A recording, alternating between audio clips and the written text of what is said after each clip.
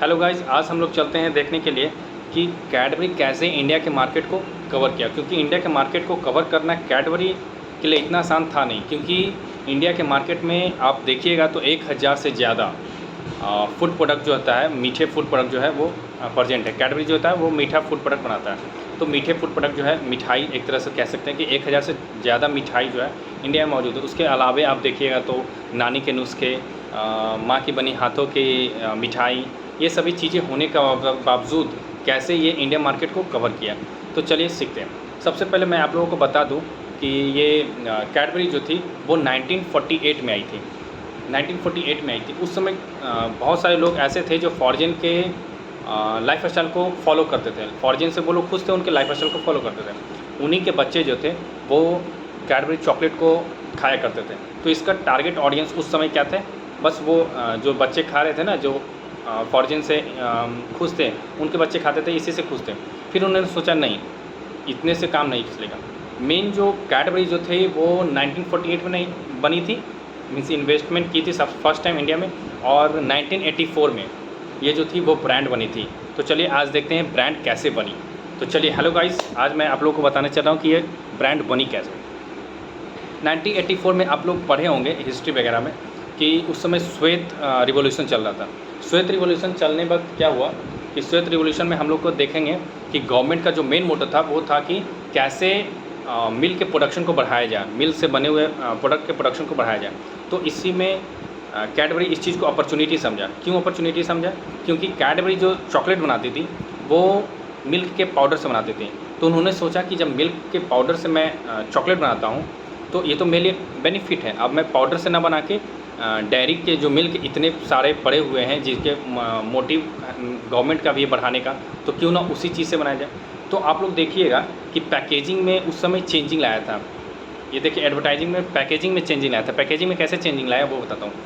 Cadbury जो chocolate आती थी तो उसमें आप देखिएगा कैडबरी चॉकलेट का नाम चेंज किया गया सबसे पहले डेयरी मिल्क। और डेयरी मिल्क में चॉकलेट अभी भी जो आती है उसमें आप देखिएगा कि मिल्क जो लिखा हुआ रहता है उसमें आई जो लिखा हुआ रहता है ना, उसमें 2 ग्लास ऊपर से रहते हैं और उसमें से मिल्क ढारते हुए, मीन्स मिल्क जो है वो ग्लास से डालता है। आई जो लिखा होता है मिल्क में ना, उसमें।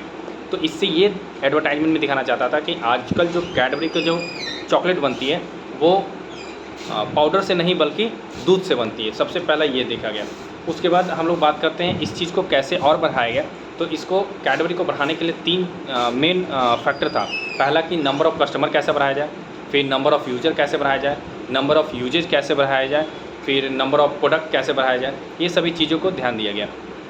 तो चलिए सबसे पहले सीखते हैं कि नंबर ऑफ़ कस्टमर कैसे बढ़ाया। ठीक है, तो नंबर ऑफ़ कस्टमर बढ़ाने के लिए उन्होंने सबसे पहले क्या किया था कि आप देखिएगा कि एक एडवर्टाइजमेंट चला था कि पहले तो ये सोचिए कि चॉकलेट कौन खाता है? कैडबरी बच्चे। चॉकलेट का मेन पर्पस क्या होता है? बच्चे को पसंद आता है। तो इन्होंने एडवर्टाइजमेंट किया कि ये बच्चे के लिए नहीं, ये हर इंसान में एक बच्चा होता है, उसके लिए ये चॉकलेट डेयरी मिल्क बना है। ठीक है, तो इसके लिए इन्होंने प्रचार किया कि आप देखिएगा कि पहले 5-6 साल पहले मैंने भी देखा है ये प्रचार, मेरे को याद है। इस प्रचार में क्या होता था कि क्रिकेट मैच चलते रहता है और बीच में एक लड़की जो है वो क्राउड में से किसी तरह सिक्योरिटी गार्ड को पार कर जाती है और वो फील्ड में आकर कैडबरी चॉकलेट खाती है और कहती है, क्या स्वाद है ज़िंदगी का, असली स्वाद ज़िंदगी का। इस तरह से वो बोलने लगता है और अंत में वो चॉकलेट खाती है। चॉकलेट खाने के बाद वो इम्प्रेशन जो उसका था ना वो लोगों के दिल में बसा। इससे जो रॉयल कस्टमर थे ना उनका तो बढ़ा ही, साथ ही साथ जो जनरल कस्टमर थे उनका भी प्रोडक्ट के प्रति मीन्स इच्छा जागी और उन्होंने भी प्रोडक्ट को ख़रीदना शुरू किया। उसके बाद ये जो चॉकलेट थी कैडबरी डेयरी मिल्क की, वो अब इसके प्राइसिंग स्ट्रैटेजी को भी चेंज किया गया।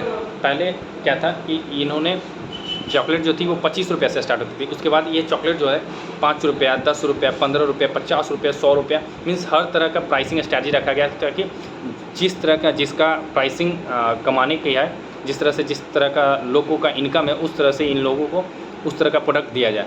उसके बाद ये 2 तरह का मेन एडवर्टाइजमेंट किया गया। तीसरा मैं आप लोगों को बता कि लोगों को अब ये देखा गया कि लोग जो होता है वो मीठे प्रोडक्ट को ज़्यादा पसंद कब करते हैं? ओकेज़न पे मिठाई ज़्यादा बिकता है। तो इन्होंने सोचा कि ओकेज़न को भी कुछ ना कुछ एडवर्टाइजमेंट करके ओकेज़न को भी कवर करना होगा। ओकेजन मींस ओकेजन को कवर करने से पहले 60% जो मार्केट थी वो कैडबरी ने ही कब्जा कर रखा था। उसके बाद ये ओकेजन को कैसे किया कि पहले एक एडवर्टाइजमेंट चलता था और घर में भी लोग बोलते थे कि पप्पू फेल हो गया, पप्पू फेल हो गया। तो इस चीज़ को उन्होंने अपॉर्चुनिटी समझा और एक बार इन्होंने एडवर्टाइजमेंट निकाला कि पप्पू पास हो गया। पप्पू पास होता है तो उसमें कैडबरी चॉकलेट दिया जाता है और पप्पू खुश हो जाता है। तो इससे क्या होता है कि पेरेंट जो है अपने बच्चों को चॉकलेट देना शुरू किए। अगर कोई भी इवेंट में वो पास होता है ना, तो इस तरह से देना शुरू किए। तो ये एक तरीका था, पप्पू पास हो गया, ठीक है। उसके बाद सेकंड तरीका था क्या कि सेकंड तरीका ये अपनाया गया कि एडवर्टाइजमेंट में कि खुश है ज़माना आज पहली तारीख है। मीन्स सैलरी जो लोगों को मिलता था ना, तो लोग खुश होते थे। अब उस खुशी को सैलरी मिला लोग नहीं, अब इस चीज़ को और भी खुशी जागृत हो उसके लिए इसके लिए एडवर्टाइजमेंट निकाला कि आप कैडबरी चॉकलेट खाइए क्योंकि आज पहली तारीख है, खुश है ज़माना आज पहली तारीख है। और ये जो लोग खुश होते थे वो कैडबरी चॉकलेट खाते थे और वो खुशी की कह सकते थे कि उनकी चार चांद लग जाती थी खुशी में, ठीक है। उसके बाद फिर निकाला गया, एक प्रचार निकला कि कुछ मीठा हो जाए, इस त्यौहार कुछ मीठा हो जाए। जैसे कुरकुरे निकाले थे ना, इस त्यौहार आपका कुछ मीठा हो गया क्या, तो इसी प्रचार को देख के वो निकाला था। कैडबरी क्या निकाला, इस त्यौहार कुछ मीठा हो जाए, तो इस चीज़ को कैडबरी ने निकाला था, ठीक है। तो इस तरह से मार्केट को कवर किया कैडबरी ने। उसके बाद फिर देखिएगा कि पहले जो ये अभी जो प्रोडक्ट आती है कैडबरी ये सॉरी डेयरी मिल्क का, वो डेयरी मिल्क अब एक सिल्क प्रोडक्ट आना शुरू किया है। उसमें 60 रुपये से स्टार्ट ही होता है, 60 रुपये से 270 रुपया के लमसम जाती है। मैंने 260 वाला खाई है और 270 वाला अभी तक खाया नहीं है, और आप लोग खिला सकते हो। तो 270 वाला जो डेयरी मिल्क सिल्क आती है, ठीक है, चॉकलेट, तो ये जो है वो किसके लिए रखा गया, ये जो है वो जो अच्छे लोग होते हैं जिनका स्टैंडर्ड ऑफ लाइफ ऊपर होता है, उनके लिए ये प्रोडक्ट लॉन्च किया गया। उसके बाद फिर आप देखिएगा ये मंच जो चॉकलेट थी, मंच आती थी पहले चॉकलेट, अब मंच का बिक्री कम हो गया। क्यों पता है?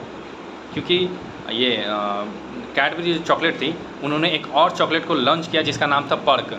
आप देखिएगा कि पर्क जो चॉकलेट आती है, मंच की साइज़ इतनी बड़ी होती है, ठीक है, और पर्क का साइज़ इतना बड़ा कर दिया है। मीन्स आप देखिएगा तो मंच से डबल, मीन्स दुगना क्वांटिटी कह सकते हैं कि इसका रखा गया, पर्क का रखा गया।